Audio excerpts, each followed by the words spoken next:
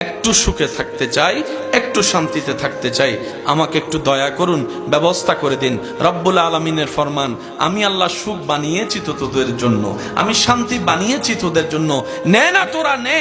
এবার বান্দা বলে, আল্লাহ নেওয়ার জন্যই তো হাত বাড়িয়েছি, ভিক্ষার হাত।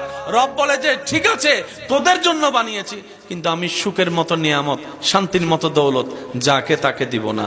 যে আমার শর্ত পালন করবে আমি আল্লাহ তাকে শান্তি দিব, যে আমার শর্ত পূরণ করবে আমি আল্লাহ তাকে সুখে রাখবো। আল্লাহ শর্তটা বলো না, আমি পূরণ করার চেষ্টা করব।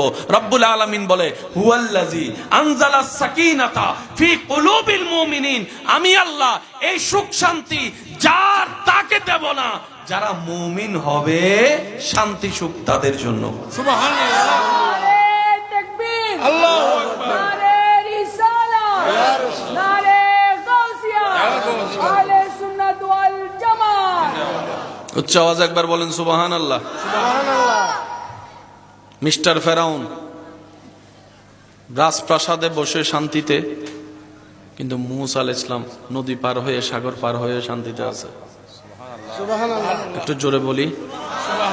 মিস্টার নমরুদ সিংহাসনে বসে শান্তিতে, অথচ ইব্রাহিম নবী আগুনের সামনে শান্তিতে আছে। সুবহানাল্লাহ। মিস্টার ইয়াজিদ রাজপ্রাসাদে শান্তিতে, আর ইমাম হোসেন কারবালার ময়দানে শান্তিতে আছে। আমাকে একটু বুঝিয়ে দিবেন, একজন মানুষ কতটুক নিশ্চিন্ত থাকলে, একজন মানুষ কতটুক রিল্যাক্স থাকলে হাজার তীরের মাঝখানে তৃষ্ণার্ত বুক নিয়ে, ক্ষুধার্ত পেট নিয়ে নামাজে দাঁড়াতে পারে? আর একটু জোরে বলবেন না? সুবহানাল্লাহ। ইমাম হোসেন কারবালায় নামাজে দাঁড়াইছে কি দাঁড়ায় নাই? দাঁড়াইছে। দাঁড়ানোটা পড়ে, ইচ্ছা জেগেছে আগে। কতটুক শান্তিতে থাকলে নামাজে দাঁড়াতে পারে? সুবহানাল্লাহ।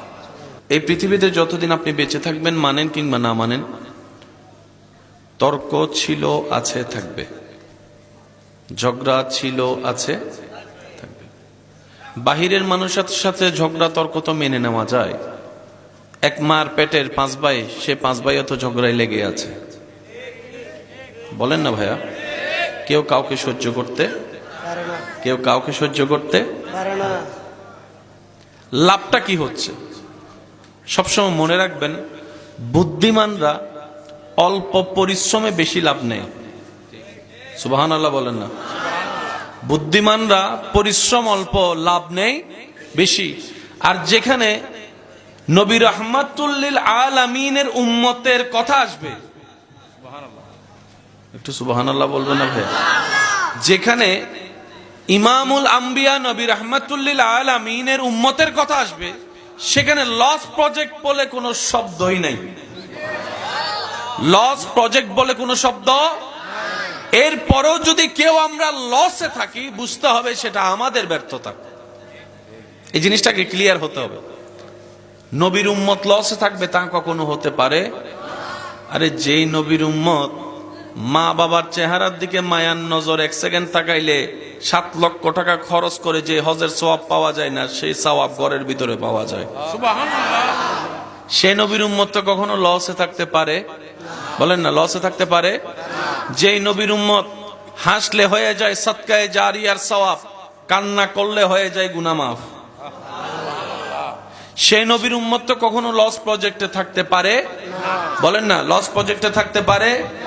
যেই নবীর উম্মত রবের দরবারে নামাজের সিজদা কপাল ঝুঁকায় মাটিতে, মাটিটা সেই কপাল মাটিতে না লেগে চলে যায় আরশে আজিমে। আলহামদুলিল্লাহ।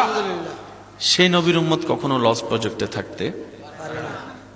যত লস প্রজেক্ট মনে রাখবেন, সব আমাদের প্ল্যানিং এর ভুল, আমাদের চিন্তার ভুল, আমাদের সিদ্ধান্তের ভুল, আমাদের নিজেদের ভুলের কারণেই নিজেরাই লস প্রজেক্টে থাকি। এক কথায় বলতে গেলে নিজের পায়ে নিজে আমরা কুড়াল মারি।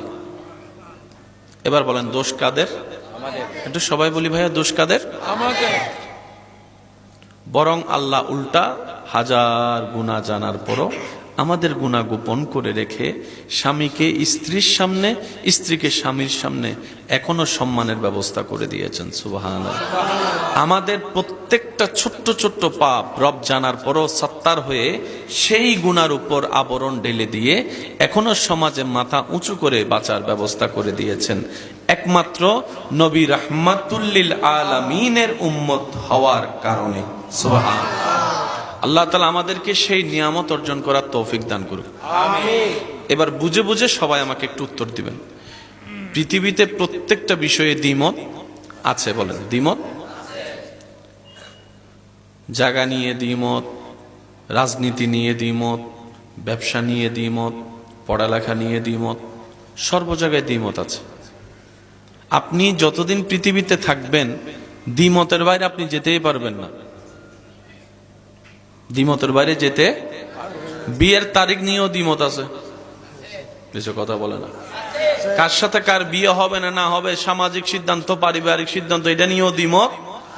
আওয়াজ দিতে হবে, এটা নিয়েও দ্বিমত। সব বাদ দেন, সত্যের সত্য, সবচাইতে মহাসত্য এক আল্লাহ, এই আল্লাহ নিয়েও দ্বিমত আছে।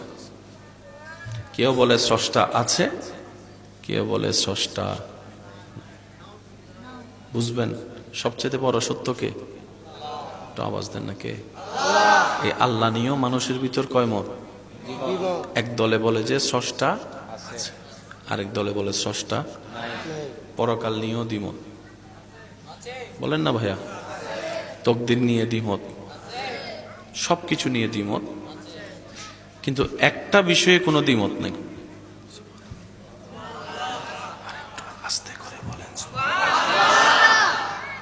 যে ধর্মেরই হোক, যে মতেরই হোক, দ্বিমত আছে, দ্বিমত ছিল, দ্বিমত থাকবে। কিন্তু একটা বিষয় নিয়ে কোন দলের, কোন মানুষের, কোন প্রাণীর দ্বিমত নাই, সেটা হচ্ছে একদিন মরতে হবে। সে যে দলেরই হোক, সবাই বলে একদিন, বলেন না, মুসলমানে বলে একদিন মরতে, হিন্দু বৌদ্ধ খ্রিস্টান ভাইয়েরাও বলে একদিন মরতে, আস্তিক নাস্তিক সবাই বলে একদিন মরতে, গরুও বলে একদিন মরতে হবে, বাঘও বলে একদিন। মৃত্যু নিয়ে কারো কোনো দ্বিমত? এই মৃত্যুর শেষ হওয়ার সাথে সাথে আবার দ্বিমত শুরু। কেউ সাদা কাপড়ে বিদায়, কেউ লাল কাপড়ে বিদায়। আমি কি বুঝাতে পারছি কথা আপনাদেরকে? কেউ গেড়ে ফেলে, কেউ পুড়ে ফেলে, কেউ পানিতে ভাসায় দেয়, কেউ পাখিকে খাওয়াই দেয়, কেউ কবর দিয়ে দেয়। কেউ বলে পরকাল আছে, কে বলে পরকাল নাই, কে বলে জান্নাত জাহান্নাম আছে, কে বলে জান্নাত জাহান্নাম, কে বলে যে বিচার আছে, কে বলে যে বিচার, কে বলে যে এটার পরেও জীবন একটা আছে, কেউ বলে যে এটাই শেষ, এটার পর আর কোনো জীবন। অর্থাৎ মৃত্যুর আগ পর্যন্ত দ্বিমত, মৃত্যুর পরও শুধু একমাত্র মৃত্যু শব্দটায় কারো কোনো দ্বিমত। সুবহানাল্লাহ করে যায় বলেন, আর একটু আস্তে করে বলেন সুবহান। এই কথাটা মাথায় এক সাইডে বসান। কি মৃত্যু নিয়ে কোনো দ্বিমত? মৃত্যুর আয়াত 1000 বার শুনেছি, সবাই একটু বলি কুল্লু নাফসিন, জোরে বলি কুল্লু নাফসিন। মৃত্যু দিয়ে আল্লাহ খুব ভালো করেছেন।